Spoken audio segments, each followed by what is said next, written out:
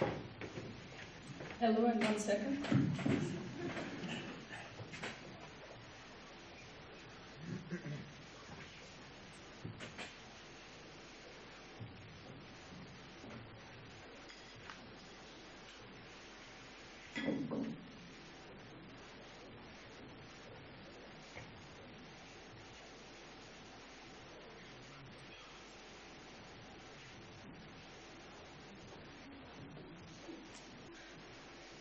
Spotlight, please.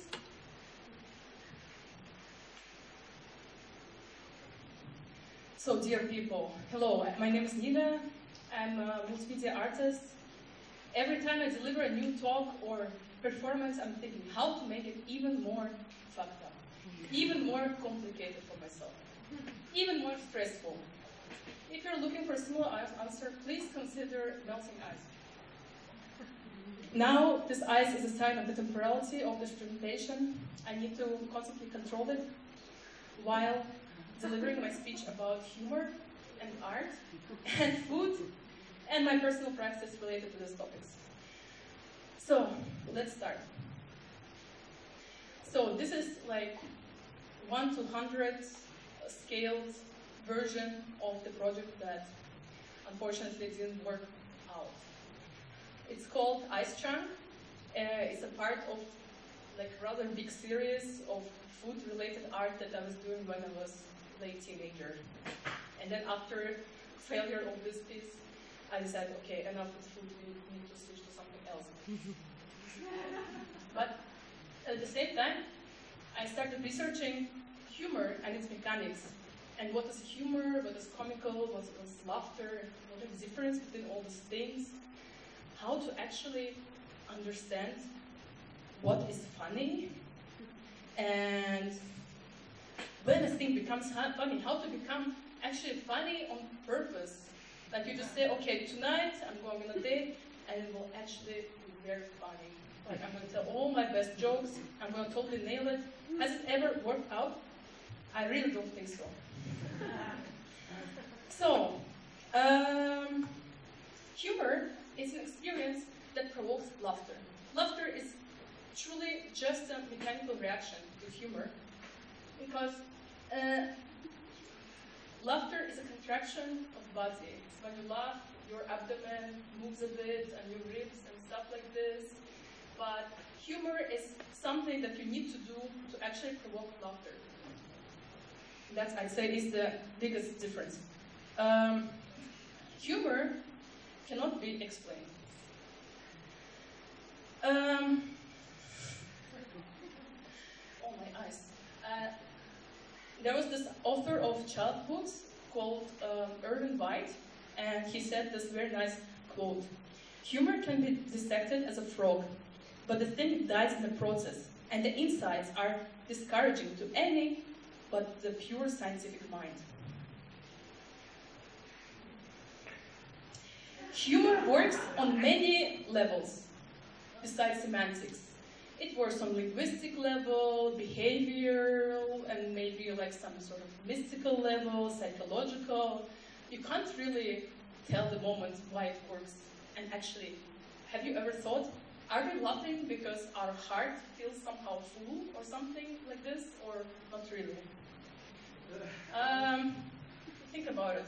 Because actually, to truly understand joke or anything comedic, you need to completely disable your heart and become pure rational. To get some sort of a joke from a perspective of linguistical something, you will not empathize to it. You will actually try to somehow analyze it mentally. While I was doing my research, I worked a lot with the works of Henri Bergson. And this guy, in his essay called Laughter, said that the comic demands something like a momentarily anesthesia of the heart. It appeals to the intelligence, pure and simple. Another very famous guy, Aristotle, in the Poetics said, "An ugliness that does not disgust is fundamental to humor." Please remember this ugliness part, it's important.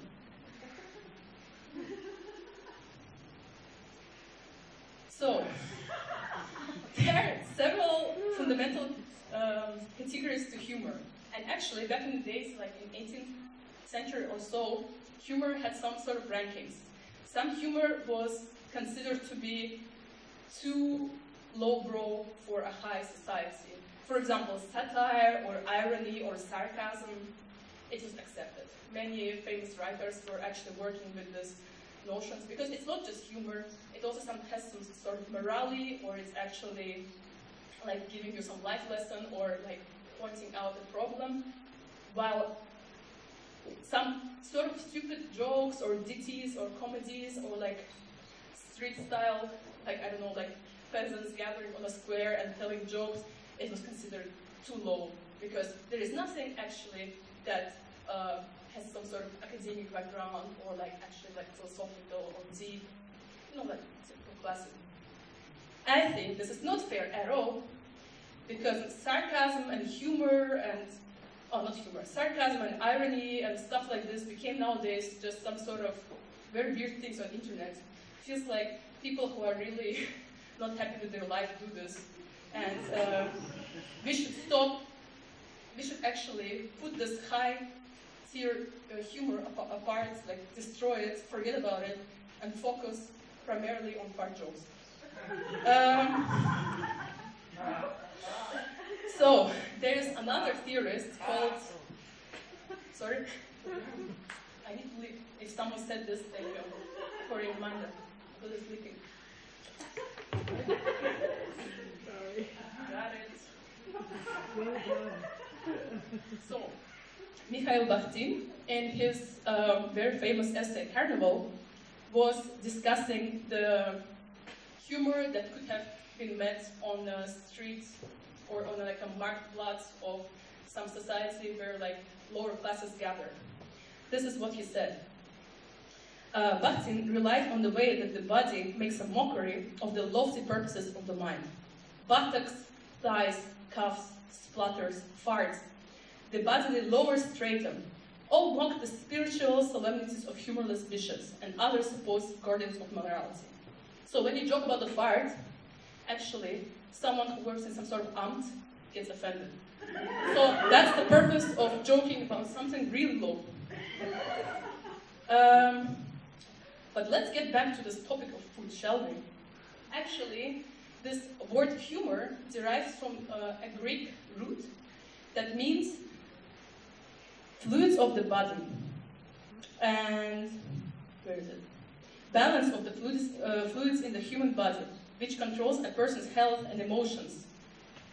You know, fluids are very associated also with food, or like you will never find some sort of tragedy where you will say that someone sat down in a chair in a weird way, or someone was eating a soup like a dumbass, like making a lot of sound. You never see any sort of bodily description when you're checking some serious texts. Usually, body is the source of comical. And what's there more comical than eating and digesting?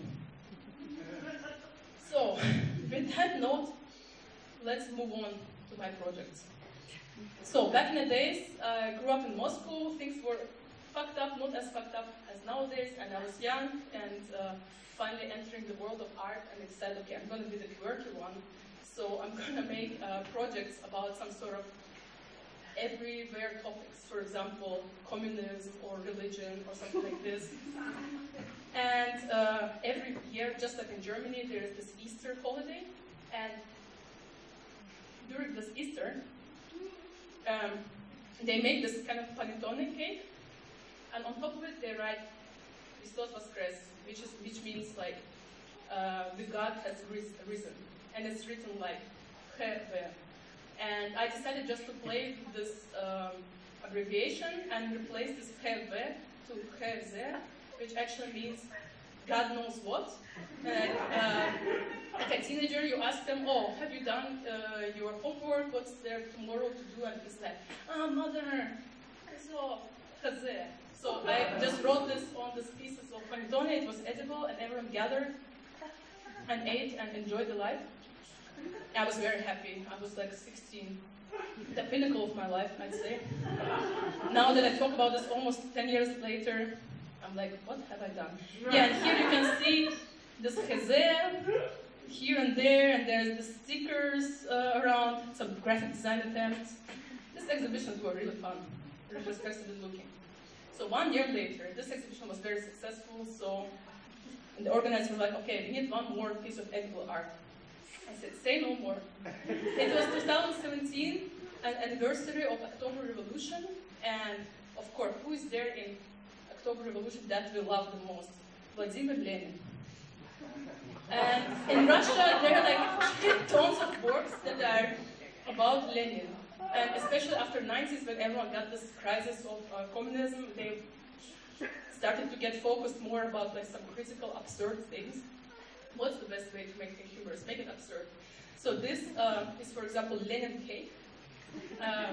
Very iconic work, and I like the way that it's just like high school, like, I don't know, elementary schoolers being invited to eat this cake. Or, for example, there is this very interesting theory that was even on TV that says that Lenin is a mushroom.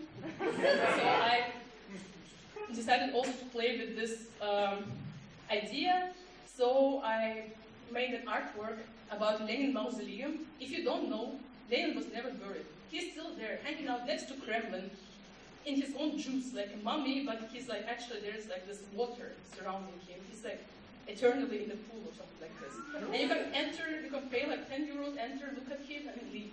And I decided, okay, what if there's like a hipster future where we actually can replace this Lenin with something else? So I decided to make an edible cake as well. 2017, I'm very young, very happy, and this is like a cake of a mausoleum, and when you cut it open, inside there was a, like a jellyfish, because it was like very gooey, and it got raised up in this Lenin brine, because you know, like he was sitting there for more than 100 years, like if you make a soup out of this water, it will get very thick. So this is my idea.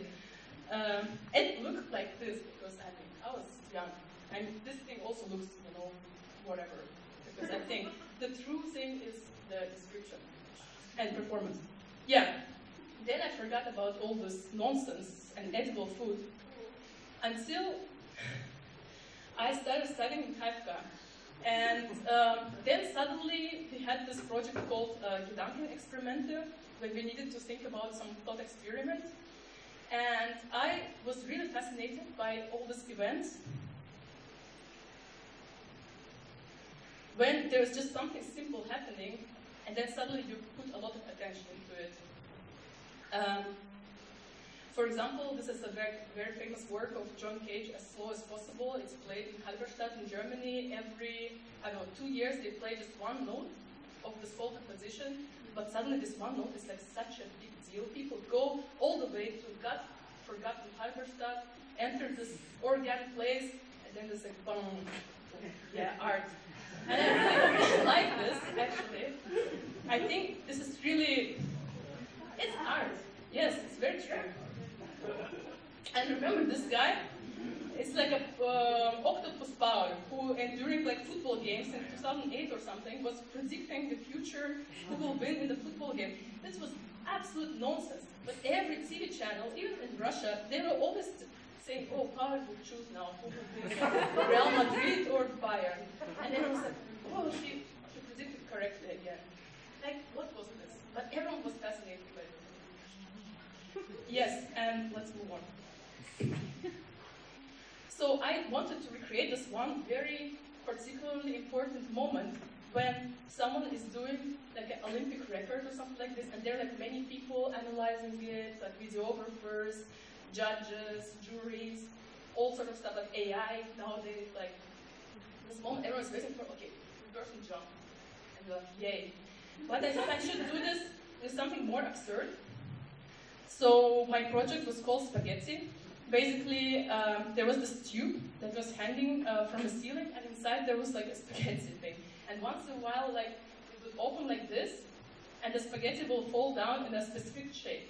And there was like a person who was drawing it, like you know, like in this trials, there's like a criminalist drawing the portrait of a convicted person, and then there was like also some sort of fake AI tool that says if it's real art or not, and there was like also photographers running around and taking pictures. Now that was one more attempt of me making some art related to food. Yeah, and every time there was like some outcome like this, like very like abstract thing. Actually, the initial idea came from when I came home and my cat just threw the spaghetti on the table in a specific shape. That was really great. Thank you for the idea, Toto. Yeah, so what about this thing though? Thing that was supposed to be a very big and fundamental like triumph of my artistic will as a teenager artist in Moscow who works with this weird baked and frozen sweet things. Yeah, it's very trivial. We decided to make exhibition in June, and we tried to freeze a very big block of ice and hang it, and it just fell apart. But that's the beauty of comedy, isn't it? Thank you so much for your attention.